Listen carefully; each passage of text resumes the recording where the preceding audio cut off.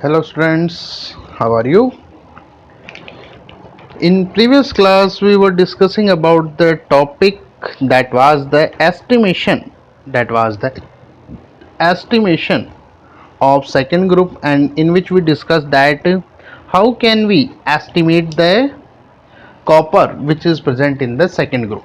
Okay, now sorry for that in the previous class that without completing that topic the video was closed because of some technical issues. So in today's class let me finish this chapter. Now the third, that is estimation of Fe+3.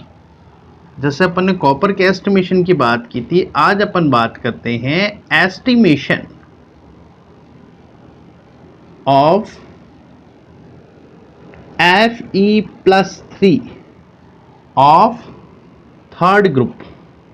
जो third group के अंदर जो Fe+3 है, third group में जो Fe+3 है उसको किस तरीके से एस्टिमेट करते हैं। तो सिमिलरली जैसे अभी अपन ने उसमें पिछले वाली क्लास में कॉपर को एस्टिमेट किया था, बिल्कुल वैसे ही जो FeCl3 की बात करें तो इस पर कितना होगा, +3। ओके, इसकी रिएक्शन कराई जाती है similar complex, that is potassium FeCN6, जो पोटेशियम फेरोसाइनाइड है उसके साथ इसकी रिएक्शन कराई जाती है। और सिमिलरली यहाँ पर जो आयरन है ये इस कॉपर को जो पोटेशियम है उसको सब्स्टिट्यूट करता है। सब्स्टिट्यूट करते हुए एक कॉम्प्लेक्स फॉर्मेशन ये करता है। क्या कर लेगा यहाँ पर, कॉम्प्लेक्स फॉर्मेशन ये करता है। 3 ये इसके साथ कंबाइंड होते हैं, कंबाइंड होने पर बनेगा Fe4 FeCN6 plus 4 KCl, 4 3 12 KCl। तो ये यहाँ पर हमारे पास एक कॉम्प्लेक्स कंपाउंड यहाँ पर फॉर्म होता है जिसका कलर होता है दैट इज डार्क ब्लू। क्या कलर आ जाता है इसका, डार्क ब्लू कलर। तो ये बनना इंडिकेट करता है कि जो कंपाउंड है जो हमें सैंपल दिया गया है उसमें Fe+3 प्रेजेंट है। ओके, इसी तरह से एस्टिमेशन ऑफ जिंक,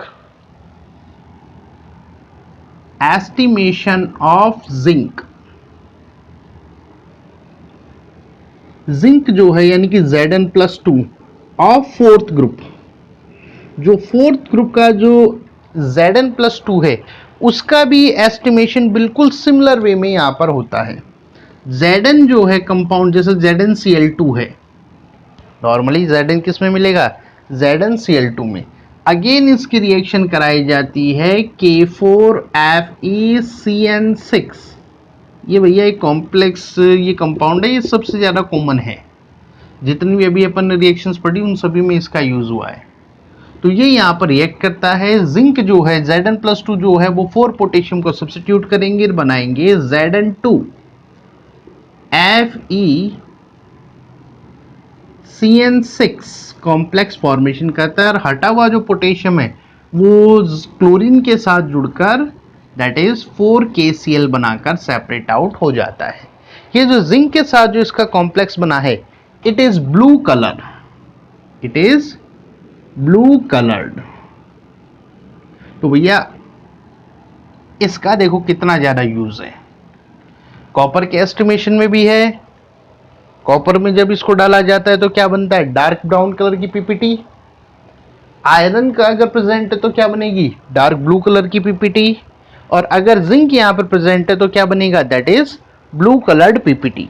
क्या बन जाता है यहाँ पर, ब्लू कलर्ड पीपीटी। और जो लास्ट क्लास थी उसमें अपन ने इसके बारे में और जो कंसिडरेशन अपन ने किया था तो वहां पर भी ये कॉम्प्लेक्स फॉर्मेशन के तौर पर इसका यूज किया जाता है।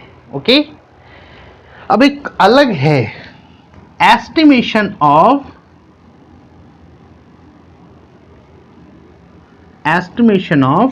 निकिल+2। जो निकिल है +4, निकिल जो है Ni+2 है। Na+2 निकिल Na+2, इसका एस्टिमेशन कैसे किया जाए? इसके एस्टिमेशन के लिए इसकी रिएक्शन कराई जाती है डाइमिथाइल ग्लाइऑक्सीन यानी कि DMG के साथ। जो निकिल जो कंपाउंड है, अगर सैंपल में मौजूद निकिल प्रेजेंट है, निकिल हो सकता है अपने कोई भी +2 फॉर्म के अंदर जैसे NiCl2, इसकी रिएक्शन कराई जाती है DMG के साथ in the presence of ammonium hydroxide. किसके प्रेजेंस में? अमोनियम हाइड्रोक्साइड की प्रेजेंस में इसकी रिएक्शन कराते हैं अपन DMG के साथ, CH2 OH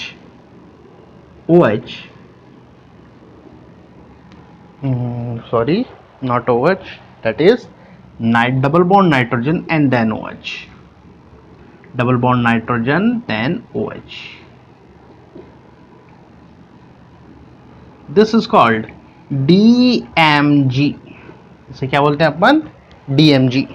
इसके साथ इसकी रिएक्शन यहां पर कराई जाती है। Got it? तो यहां रिएक्शन के कंसंट्रेशन में जो रिएक्शन जो बनती है, तो यहां पर एक कॉम्प्लेक्स कंपाउंड का फॉर्मेशन होता है। क्या बनेगा? यहां पर एक कॉम्प्लेक्स कंपाउंड बनता है जिसमें निकिल जो है ये सेंटर में 2 मॉलिक्यूल्स इसके यूज होते हैं, और ये जो नाइट्रोजन है यहां पर जो लोन पेयर प्रेजेंट है, इन लोन पेयर्स के थ्रू जो DMG मॉलिक्यूल्स हैं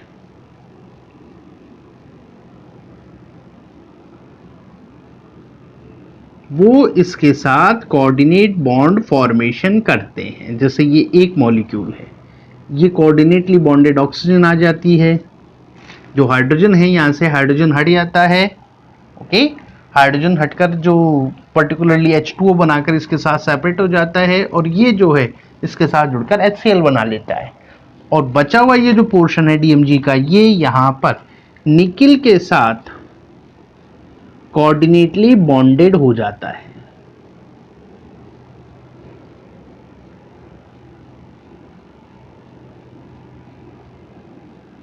तो ये 2 किलेट रिंग का हमारे पास निकिल DMG कॉम्प्लेक्स क्या बन जाता है? निकिल DMG कॉम्प्लेक्स यहां पर फॉर्मेशन होता है। निकिल DMG 2 मॉलिक्यूल्स हैं, कॉम्प्लेक्स फॉर्मेशन होता है जिसका कलर होता है दैट इज पिंक कलर। क्या जाता है? ये पिंक कलर। तो अगर यहां पर सैंपल में निकिल प्रेजेंट है, सैंपल जो दिया गया है उसमें निकिल प्रेजेंट है, तो उसको टेस्ट किसके थ्रू किया जाएगा? DMG के थ्रू। DMG डालने पर अगर पिंक कलर यहां पर बन रहा है, दैट मीन्स सैंपल में क्या मौजूद है? That is nickel. Okay, understand? Now अब अपन बात करते हैं fourth use of that was first use of coordinate compound, that was in the estimation, or we can say that analysis of the compound। जो compounds हैं उनकी analysis में अपन ने complex formation का अपन ने किस तरीके से यूज होता है वो अपन ने स्टडी किया। इसके बाद बात करते हैं एक्सट्रैक्शन ऑफ मेटल्स। जो मेटल एक्सट्रैक्शन है, उस मेटल एक्सट्रैक्शन की प्रोसेस में भी जो कॉम्प्लेक्स फॉर्मेशन है उसका यूज किया जाता है। तो इसमें जो लेस रिएक्टिव जो कंपाउंड्स हैं, जैसे कि गोल्ड है, प्लेटिनम है, मर्करी है, सिल्वर है, उनके एक्सट्रैक्शन में नॉर्मली कोऑर्डिनेट कंपाउंड्स का यहां पर यूज होता है। तो नेक्स्ट टॉपिक आएगा that is extraction of metals. तो एक्सट्रैक्शन ऑफ मेटल्स में भी इसका यूज किया जाता है। तो यहां पर जो लेस रिएक्टिव जो कंपाउंड्स हैं, जो सैंपल अपने को दिया गया है, सैंपल ऑफ, या जो भी अपने पास जो और है, sample of less reactive compound, इस लेस रिएक्टिव जो मेटल, सॉरी कंपाउंड नहीं, मेटल, इस लेस रिएक्टिव मेटल का क्या बना लेते हैं अपन?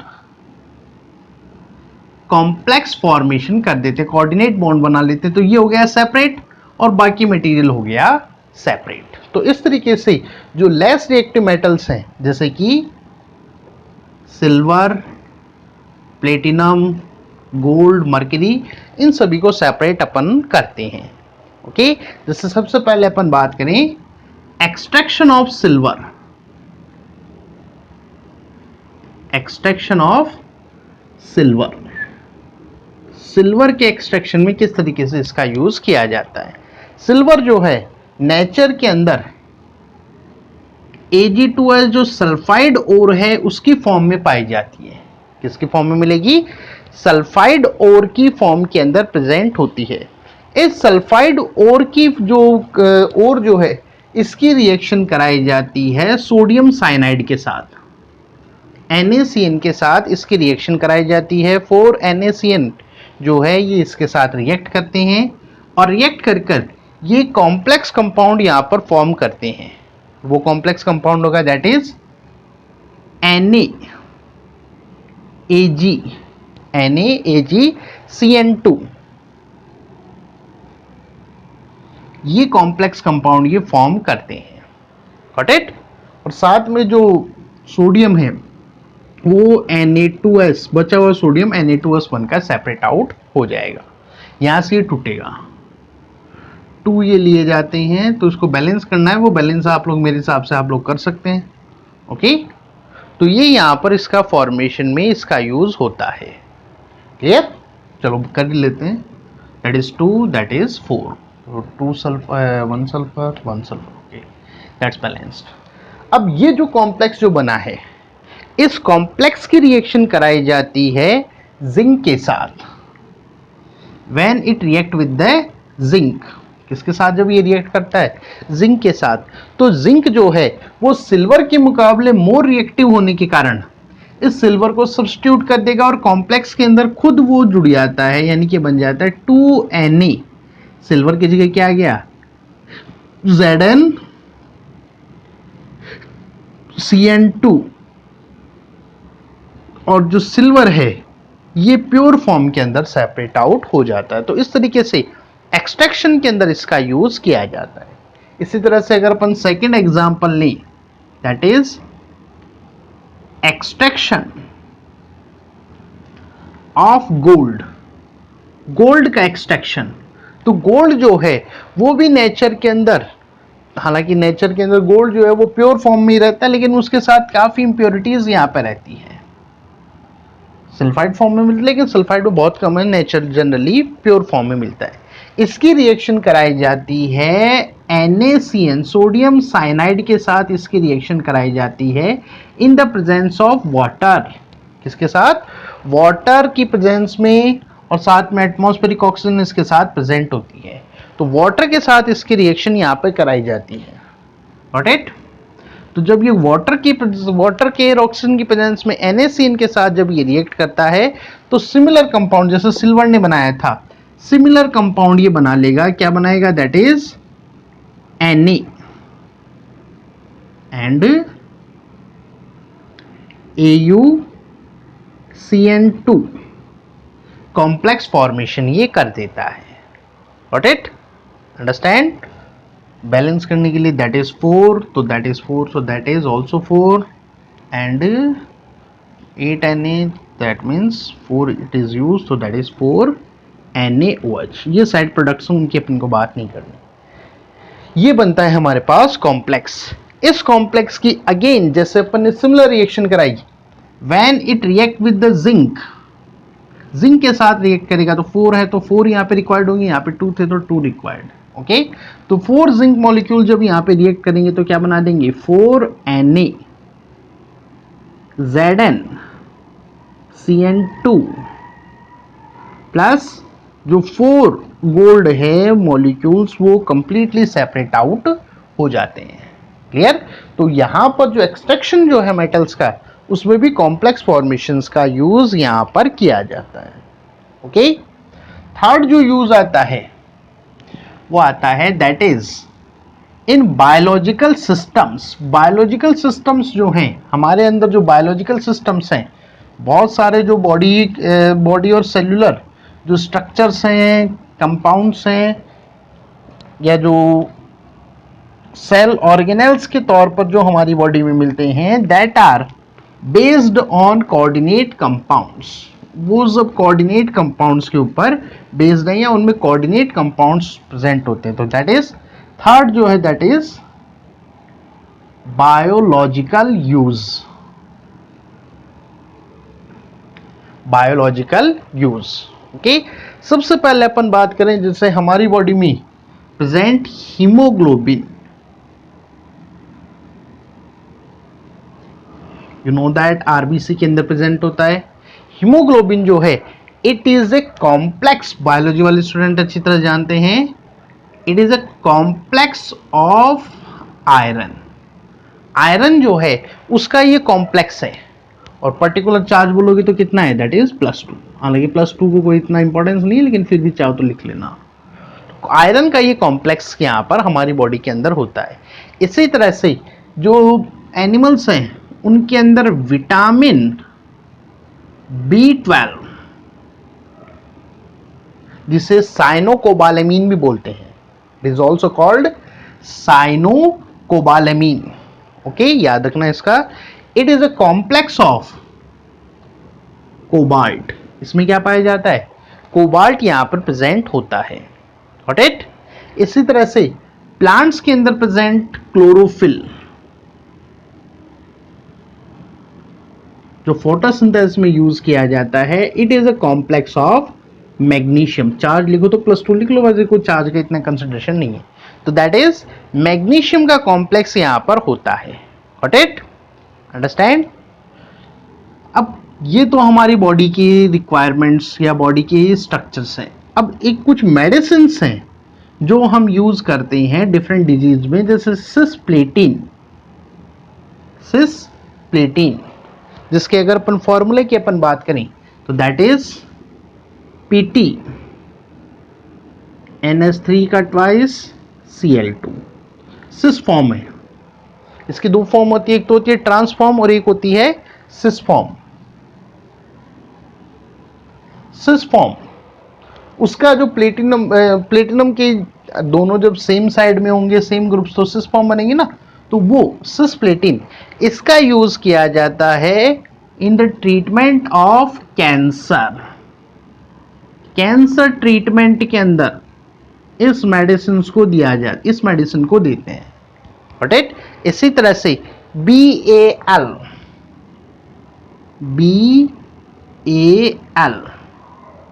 दैट इज BAL पूरा नाम लिखिए तो that is British anti lewisite. पूरा नाम क्या हो जाएगा इसका, British anti lewisite. BAL that is British anti lewisite. इसका यूज किया जाता है to remove the poisoning of, to remove the poisoning of heavy metals. जो हैवी मेटल्स जो हैं लाइक जैसे हैवी मेटल्स में अपन बात करें तो जैसे आर्सेनिक, आर्सेनिक हो गया, या इसके अलावा मर्क्यूरी